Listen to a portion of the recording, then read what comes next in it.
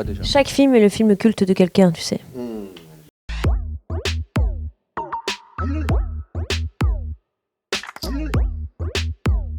Fight Club parce que je l'ai maté quand j'avais 12 ans et je me souviens on allait avec mes copains 12-13 ans, on allait dans des caves, aller se foutre, on se foutait sur la gueule. Donc ça nous a bien influencé. Fight Club a influencé énormément notre génération. Non, c'est vrai. C'était de la peur, voilà, c'est... En fait, c'est un film, ce que j'adore, c'est qu'il faut le regarder 3 fois pour avoir toutes les vannes et pour avoir toutes les vannes visuelles et tous les trucs. Et c'est ce qu'on se permet moins aujourd'hui et c'est dommage. Ce côté n'importe quoi, ce côté... Enfin, je pense que c'est vraiment un film que je peux rédiger ou écrire là de tête par cœur. Avec aussi La Tour Montparnasse infernale qui était pour moi un culte aussi dans un autre esprit où ils s'en foutaient de tout et c'était génial. Moi, Le Pianiste, par exemple, ça m'a marqué. Je l'ai vu très jeune. Il y avait une scène que je trouvais horrible. On faisait debout, mettez-vous debout. Et il y avait un handicapé autour de la table et il jetait l'handicapé par-dessus le balcon. Mais ça m'a traumatisée. Ma phrase culte vraiment, mais qui n'est pas dans un des films que j'ai cités, c'est dans Les 7 mercenaires, parce que je suis un grand fan de western aussi. Et c'est quand Yul Brynner dit, il recrute des gars pour protéger le village de Mexicains. Et il y a un petit Mexicain qui montre un mec avec plein de cicatrices sur le visage, comme ça, il lui dit « Seigneur, c'est lui qu'il nous faudrait pour protéger le village. » Et là, tu as Yul Brynner qui est très calme et tout ça, qui dit « Non, celui qu'il nous faudrait, c'est celui qui lui a fait ces cicatrices. » Et ça, c'est que les phrases de cow-boy où tu dis « Oh là là, voilà. » C'est bien, c'est stylé. Les valseuses, ou Préparez vos mouchoirs, je sais plus, mais c'est quand Depardieu il dit on n'est pas bien là, à la cool, à la fraîche, décontracté du gland, et on bandera quand on aura envie de bander. La Tour Montparnasse infernale, il y en a plein. Moi, j'adore, ça m'a fait beaucoup. Mignon, mais ça... Oui, mais t'es un tout petit breton. T'es mignon, mais t'es un tout petit breton. Ça va? Tu es mignon, mais tu es un tout petit peu con. Quoi, qu'est-ce qu'elle a dit là? T'es mignon, mais t'es un tout petit breton. C'est un peu un monde idéal jusqu'à ce que ça parte en couille, mais un Truman Show alors qu'il est à vivre dans un monde... Je suis un peu le monde des bisounours, mais moi j'adore Harry Potter. J'aimerais beaucoup être un Jedi et que la force soit avec nous. J'ai envie de dire, j'adore moi. Ouais, avoir des pouvoirs magiques quand même les gars, c'est... La force, c'est plus que ça, la force.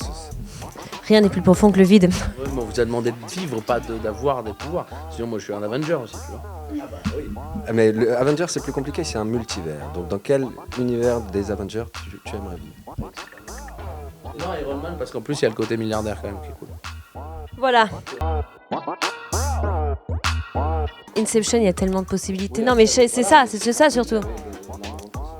Non, mais moi Tenet, on comprend pas le film en entier, donc tu comprends pas la fin non plus. Non mais moi j'en ai un où j'ai pas compris, mais où il y a des fois des fins de film où on se dit ah non, pas comme ça, machin et tout. Et moi par exemple Gone Girl, c'est une des fins de film qui m'a mis le plus mal au monde.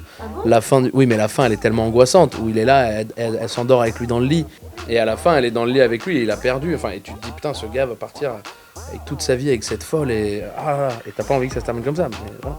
Mulholland Drive, j'ai dû mater, oui, j'ai dû mater les bonus pour le comprendre, j'ai dû le voir 3-4 fois. J'ai dû regarder les bonus parce que les bonus sont super, ils te donnent il y a tous les petits indices pour voir les objets, les trucs qui te font comprendre le film, comprendre que c'est un rêve, et bref, Mulholland Drive. Moi les scènes de sexe au cinéma me mettent très mal à l'aise, pour être honnête. Oh moi j'aime bien. Ah ouais, j'aime bien ça, ouais, les scènes de cul. Bah après en fait c'est qu'il faut que ça soit, faut que ça apporte vraiment quelque chose au film quoi. Alors évidemment il y a l'ouverture de jambes, mais qui est pas une scène de cul, mais je trouve que c'est toujours mieux justement quand il y a de l'érotisme et quand il y a voilà. Mais là d'ailleurs sur le dernier OSS, je trouve qu'il y a une scène qui pour moi va devenir culte, c'est à la fin après une partie de sexe justement qui se passe pas très bien. Et c'est la phase que fait Jean Dujardin où il explique qu'il a eu d'autres conquêtes et qu'il les imite, qu'il fait des accents et tout, où là pour le coup je pense que ça peut être une phase culte. Pour Gérard Jugnot. On nous voit tous les 4 ensemble, voilà. Je sais pas, c'est compliqué de répondre à ça.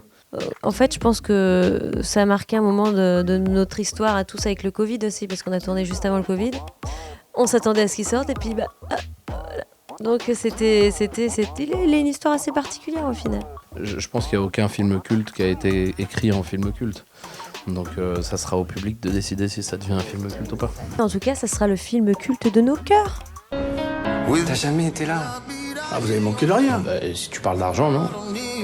C'est d'autres choses dont on avait besoin, papa. Qu'est-ce que je donnerais pour voir ça? Ouais, pour ça va le coup.